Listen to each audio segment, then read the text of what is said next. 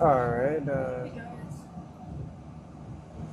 welcome to the stream, guys. We'll be reacting live to the upcoming weather report, correlating that with market sentiment. Everything about that.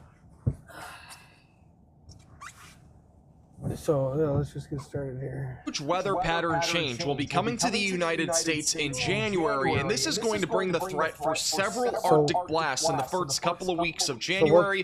In addition to that, we are also expecting several snowstorms that could lead to tons of snow in parts of the United States. Till our next big storm, which will probably end up falling sometime in the first couple of weeks of January for a severe weather maker. Here's where the big change comes. We are going to see a ton of cold air building up in Canada over the next several days, and we have a lot of warm air that is currently sitting in almost the entire United States, and it's been like this for weeks now. We've yet to really have a big Arctic blast ever since the middle of December. So all this cold air is essentially building up here in the Arctic, and it's eventually going to crash down into the United States as we go into the later half of next week. So really sometime around January 5th, 6th, or 7th, that is when we're expecting our first of probably several big Arctic blasts in the United States. And then after this, it is just going to be a continuing pattern, we think, all the way through the middle of January. Right now, the GFS model is indicating that we are going to have a strong northwesterly flow working its way over the Rocky Mountains.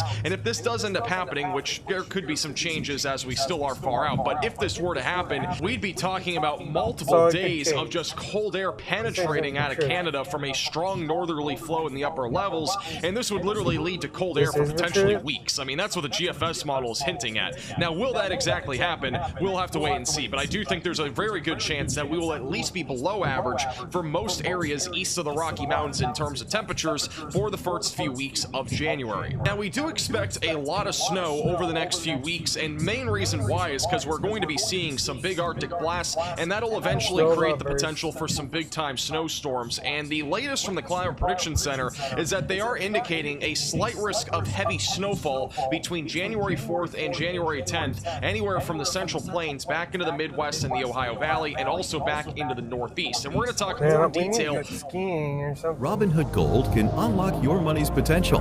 Take your money to the next level and get a on where we could see snow and if we'll actually see some significant snow in these areas. But before we talk about the threat for winter storms in January, I do want to talk more about these big Arctic blasts that'll be coming to the country in the first couple of weeks of January. So beginning with early January, the 1st and the 2nd, we are going to get a shot of cold air from much of the northern plains back into the southeast. This will basically bring many areas to around or just below average temperatures in the first few days of January. Our first shot, though, of Arctic air will likely come sometime by next weekend, so around January 4th or 5th, across areas like the Midwest and back into the Ohio Valley and Northeast. This one is more certain at this point to happen. What becomes a little bit less certain is what happens beyond this, right around the 7th and 8th of January. Right now, the GFS model is indicating that we are going to get a large plume of Arctic air across much of the Midwest and the Great Plains, which would lead to well below average temperatures in many areas and would set up the potential for some sort of winter storm event,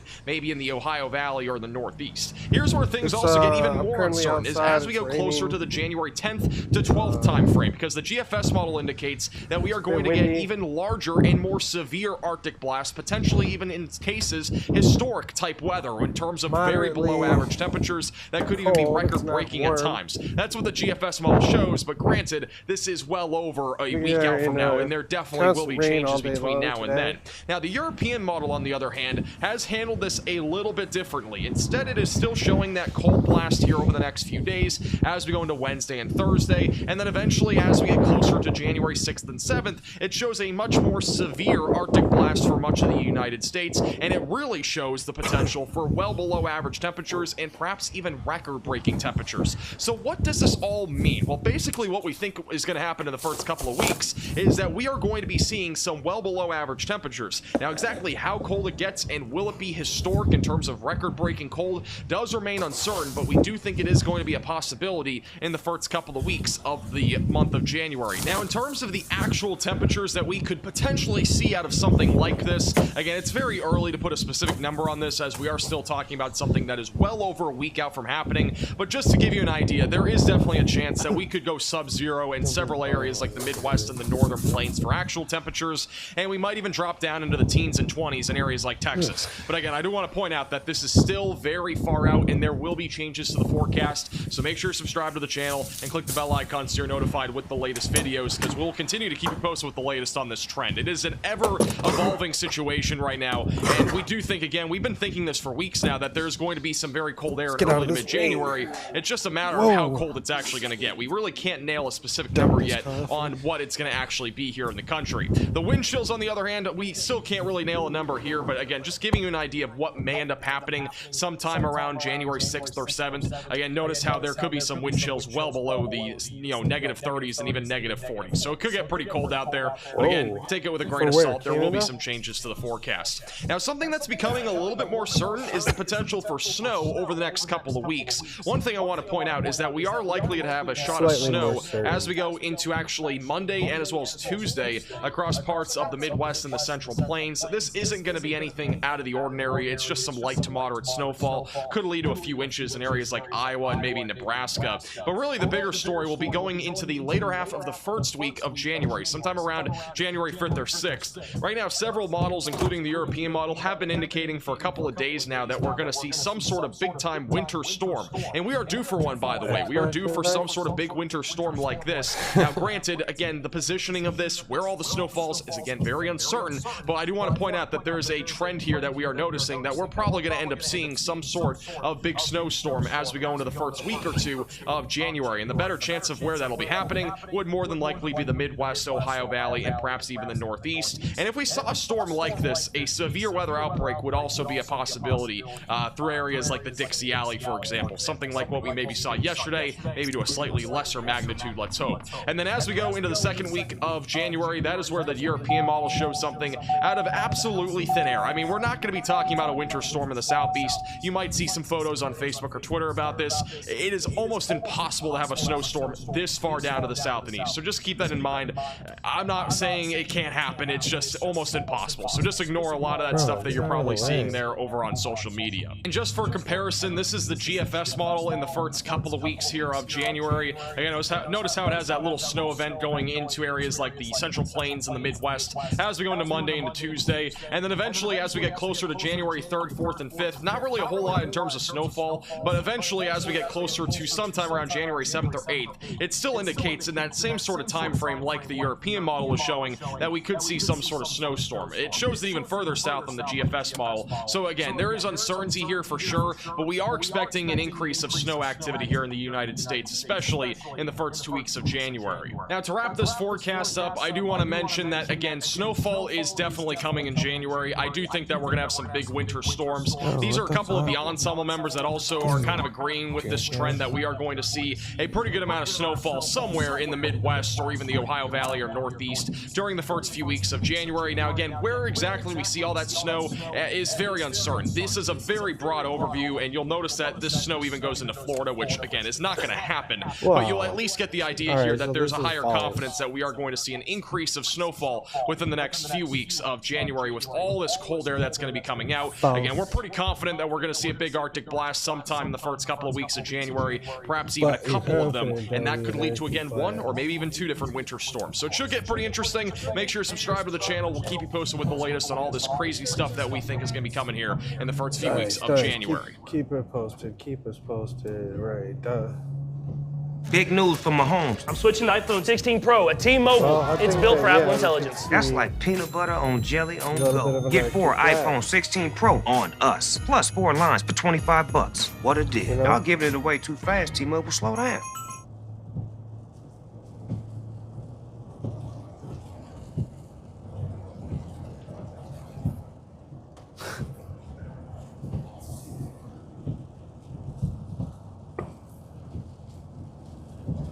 Everybody, polar vortex now.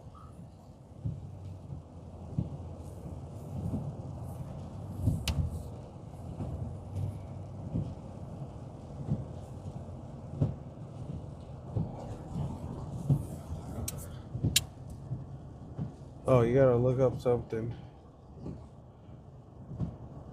A Wings of Redemption video. Because you.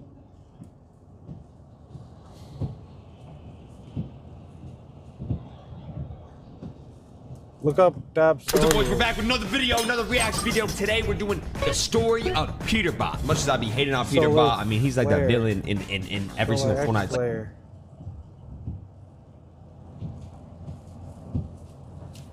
That will predict the weather.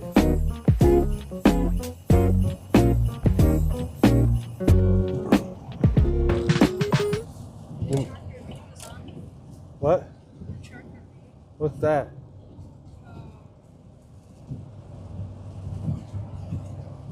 No mic gain filter whatsoever.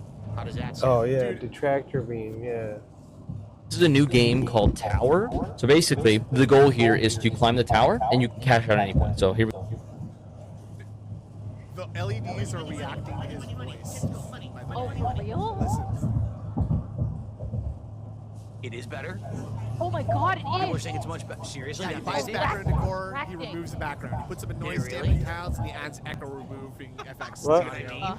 He, No, it's like, and he also puts them behind it, all right, too. I want to demo this myself. Which doesn't make any sense. All right, I'm in the record. Hold on. Oh, I am right. Go ahead. That's right. I can't. If that worked, that's amazing. I sound normal now. That did make it sound better. No, it does sound better, but it doesn't sound normal. That actually removed the echo That loudness. removed the echo. Yes. It removed the echo. So that was the gain filter. So the gain filter, I don't need it all apparently. As long as you guys can hear me well, you don't need it. So I turned it completely off. And now there's no echo. Sweet. It didn't fix it, but it is better. Phil, how come you're not noticing that people are saying it sounds just like the old mic? I think the past No, quality here's is the way thing. better. Well, your old mic was better. Here's the truth. People are used to hearing bad audio. That's actually Oh, because he got no, new it mics just sounds now. bad. He's continuing to buy Such more a stuff. crazy cope. No, you just are used With all to this this. It dead sounded money. bad the whole time.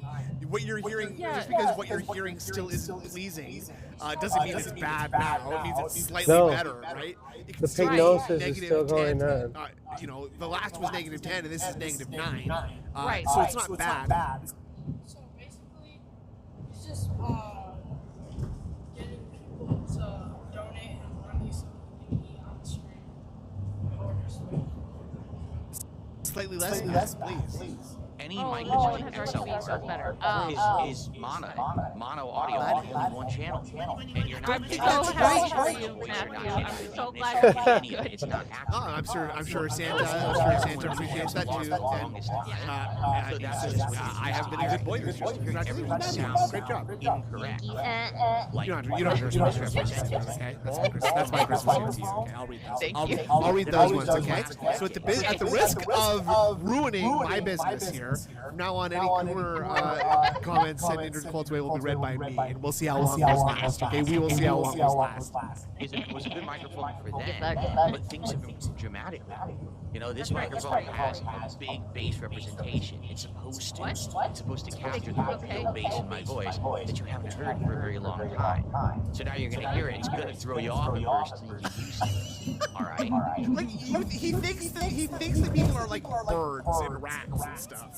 Like, oh, you're gonna hear the sound is slightly different now, and so you're gonna be wandering around, confused and stuff. But it's gonna be okay, guys. I just need to, sensory assault you with my voice. You're gonna hear this way a little birds bit and longer, stuff? okay? Okay, I think that sounds good. Yeah. Hello?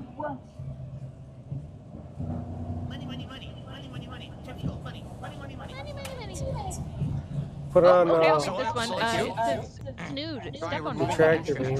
I just added. Okay, let's mess with this. Oh, we got What another is one. he messing It's about with? Robin. Snood, I'm gonna be a good boy this week.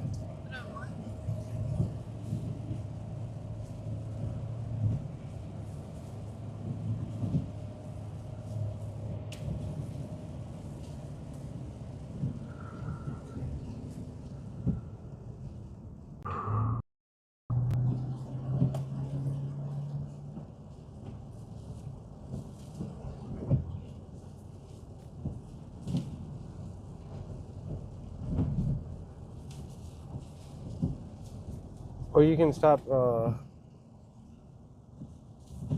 I'll show you the best axe you. Yeah.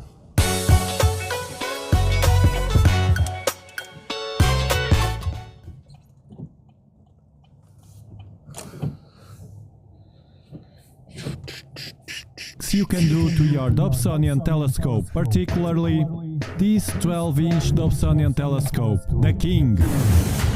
He's selling telescope? I was very impressed with my 12-inch Dobsonian arrival, and soon I realized I had a super powerful telescope in my hands. Now I could watch the beauties of the sky with a large aperture, a real telescope. However, I also realized that I had much things to improve in this powerful tool, so I could have more comfort observing with it and use it with a camera as well, in order to watch things I could ever imagine I could watch.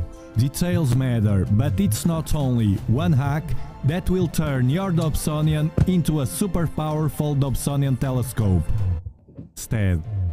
And you might want to install 2 different handles, this time. 4.5 pounds, 5.5 pounds. I'm gonna step off the limb. Alright, well, yeah, have a good week. And, let me know what happens from Nicholas. One small step for man.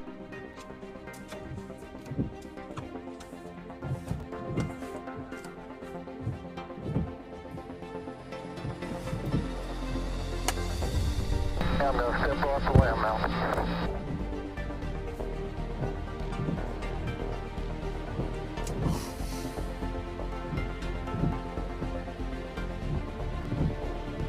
Blue, we're breathing again. Thanks a lot.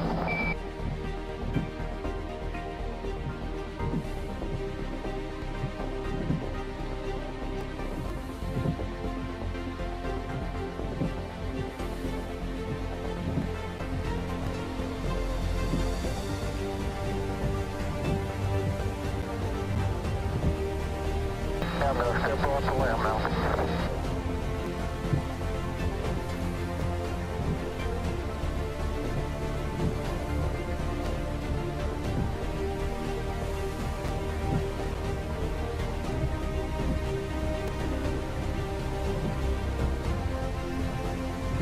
Dobsonian power.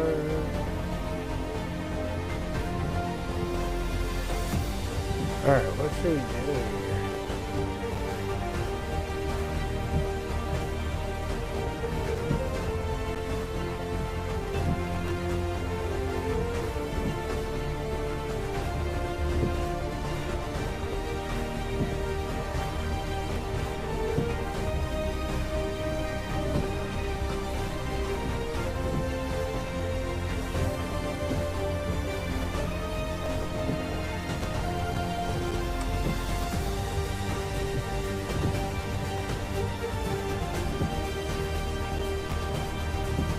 That makes it all small. I gotta fix that.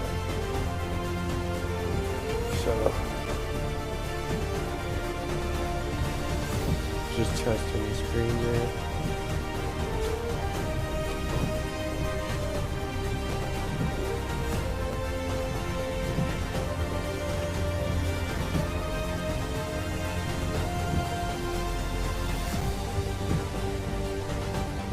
I'm gonna step off the limb now.